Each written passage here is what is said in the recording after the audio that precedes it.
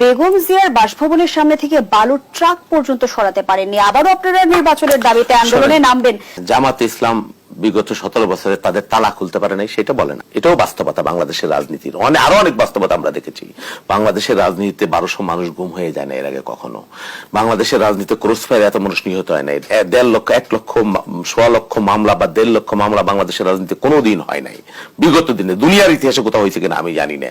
আমাদের মতো মানুষ 128 টাকা মামলা, নিপীড়িত হয়েছি, রক্ত ঝরাইছি অসংখ্য। আমি যেটা বললাম, এই সমস্ত কিছু বৃথা।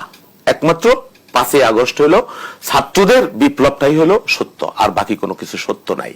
বিপ্লব হলো জুলাইতে শুরু হয়েছে আর আগস্টে শেষ হয়ে গেছে। গাছে আপেল ধরছে, বক্ষণ করেছে, কারো কোনো অবদান নাই। ছাত্রদেরকে কখনো আমরা ইগনোর করি না, অসম্মান করি না। বারবার তারা এই রাজনৈতিক নেতৃত্বের বিগত 16 বছরের সংগ্রামকে তুচ্ছ তাচ্ছিল্য করে, খুবই নির্মম পীড়াদায়ক। এটা নতুন রাজনৈতিক বন্দোবস্ত না, আমরা তাদেরকে কখনো বাদ দিইনি। আপনার 17 বছরের প্রেক্ষাপট যদি আমি তৈরি না করতাম, আমি যখন লড়াই করেছি, সংগ্রাম করেছি, তখন আপনি হলে থেকেছেন, ছাত্রলীগের সাথে মিলেমিশে থেকেছেন, কেউ কেউ, আপনার কথা নাও বলছি। আমরা যখন ডান্ডা বেরিয়ে পড়ে আমার জেলখানা থেকে মায়ের ডেড বডি দেখতে আসছে, বাঁচতে পারে নাই, তখন আপনি মায়ের হাতে রান্না খেয়েছেন। সেই জন্য বেগম খালেদা জিয়াকে আসেন না একটা নৈতিক আন্দোলনে, বিএনপির ডাকে আসেননি, কিন্তু আপনার ডাকে আমি এসেছি বলেই আমরা একসাথে পেরেছি। আপনি যদি আসতেন, তখন যদি কেউ কেউ আবার ছাত্রলীগ করেছেন, তো হেলমেট করেছেন কিনা আমি জানি না।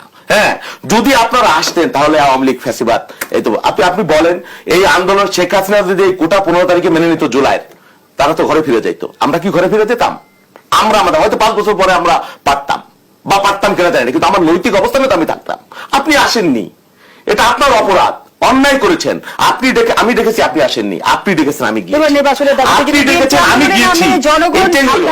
সম্ভব কিনা একই সাথে গণপরিষদ নির্বাচন এবং জাতীয় সংসদ নির্বাচন সম্ভব?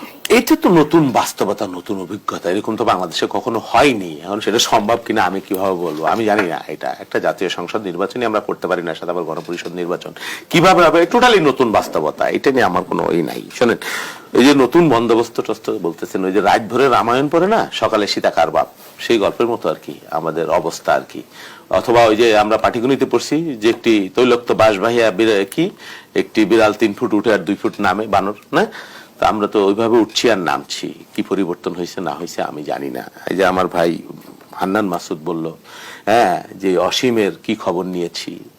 এই যে বিগত ঈদের আগে বাংলাদেশের প্রত্যেকটা শহীদের বাড়িতে আমরা গিয়েছি, আমাদের দলের পক্ষে একজনও বাদ যায়নি, এবং দলের পক্ষ থেকে আমরা যতটুকু পেরেছি তাদের জন্য উপহার সামগ্রী, সহানুভূতি আমরা পৌঁছে দিয়েছি। আমরা মনে করছি ইটস আওয়ার রেসপন্সিবিলিটি। আপনি দেখেন, একটা নতুন রাজনৈতিক দল, তারা বয়সে অনেক তরুণ, তারা রাজনীতির কি মার প্যাস। অসীমের বাবারে তারা তার অফিসে নিয়ে আসছে, তাদের অফিসে নিয়ে বলবার চেষ্টা করছে তিনি এনসিপি তে যোগ দিছে, অথচ তারপরে অসীমের বাবা যায় ঘোষণা দিয়ে বলছে যে বিএনপি আমার দল, খালেদা জিয়া আমার নেত্রী, তারেক রহমান আমার নেত্রী, এবং আমার ছেলে শহীদ হয়েছে, আমি গর্বিত দলের কর্মী হিসেবে। দ্বিতীয় শহীদ অসীম, চতুর্থ শহীদ ছাত্র দলের। এই অথচ আমরা বললে বলছে না, এটা দলের বলা যাবে না, এরকমও বলা হচ্ছে, বা আমাদের অবদান কম। আন্দোলন তারাই করেছে। 17 বছর একটা প্রেক্ষাপট, পৃথিবীর বলছে যে তারা পারে নাই। পৃথিবীর কোন দেশে এরশাদের মতো সামরিক স্বৈরাচার, সমস্ত রাজনৈতিক দল, বিএনপি, আওয়ামী লীগ, জামাত, সব মিলে আমরা আন্দোলন করেছি 9 বছর, সে টিকে গেছে, যায় নাই? দুনিয়ার যুগে যুগে বিভিন্ন দেশে স্বৈর শাসকেরা এভাবে টিকতে পারে মারণাস্ত্র ব্যবহার করে। আপনার হেফাজতের মারণাস্ত্র ব্যবহার করে রাতের আধারে লক্ষাধিক রাউন্ড মারণাস্ত্র ব্যবহার করে ব্ল্যাক আউট করে গুলি করে করেছে না, নিষ্ঠুরতা করেছে না? তারা একটা আন্দোলন শুরু করেছে, নির্দলীয় আন্দোলন। যে আন্দোলনটা কৌশলগত একটা আন্দোলন ছিল, আমরাও কৌশলগতভাবে প্রথমে সমর্থন দিয়েছি, পরে প্রত্যক্ষভাবে দিয়েছি। আমরা নিজেরা নেমেছি, রাতের পর রাত ঘুমাই নেই।